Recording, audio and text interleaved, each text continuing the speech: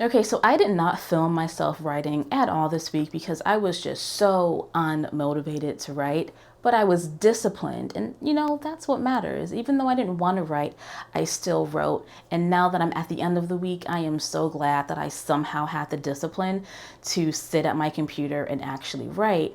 And I want to say it's because of scheduling, or not even scheduling, because I didn't schedule, but it was because of having those micro writing sprints. So instead of doing a full-on writing sprint for 25 minutes, taking a 5-minute break, and then doing another writing sprint, if I only had 5 minutes to write, I just wrote for 5 minutes. And what was really helpful was writing when I didn't have free time, but writing when I actually had to work, if that makes sense. So I still had free time, but it was free time during work hours.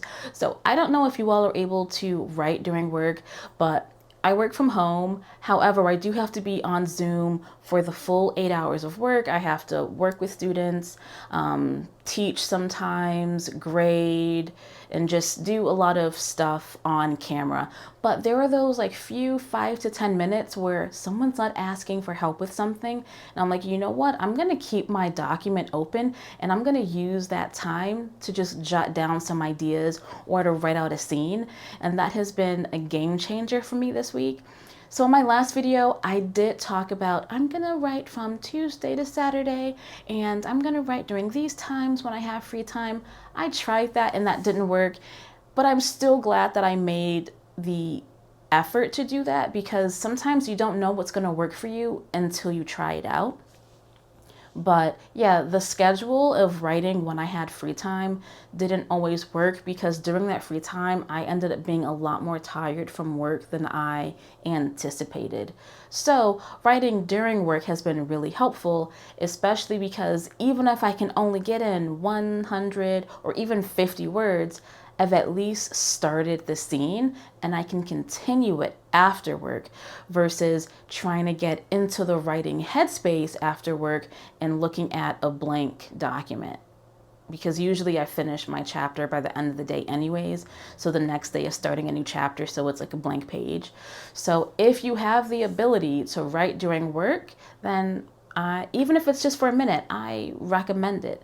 But other times I was writing when I didn't have free time, but I wasn't at work, would be when I was out about doing like grocery shopping or shopping in general. I would have my phone out and I would just record myself talking about ideas that I have. And when I got home, I could then immediately act on those ideas. Also, the cops just drove by, so hopefully you don't hear the sirens. It's kind of loud. I kind of lost my train of thought because of the police sirens. But yeah, so my whole point was doing micro sessions and finding times when maybe I was doing something else, so I was already actively using my brain or up and about and not just in a complete state of relaxation, has been really helpful in me staying disciplined with writing. Because again, if I'm already doing something anyways and not relaxing, if I find a little pocket of time when I can add to my manuscript or at least do some planning, then I can do that. So I don't know why I didn't do that before. Having my phone out and just like recording myself talking about different ideas has been great. Another thing I've been doing is also using the Notes app to actually write out whole scenes. And so if you're someone that uses your phone a lot anyways, and you're out and about in town or doing something and you have a free moment to just kind of write down some ideas that you have, that could be helpful as well. And then I'll just copy it from my phone and paste it into my document, and that has been absolutely great. So it might sound weird, but you don't need to only write during your free time. And for me, it actually worked out to start writing when I didn't have complete free time. So yeah, just wanted to give you all that little update. Oh, I've also just finished chapter 12 and today's the 15th, so I'm a little bit behind of writing a chapter a day. However, I only care to write 27 chapters for my whole novel anyways.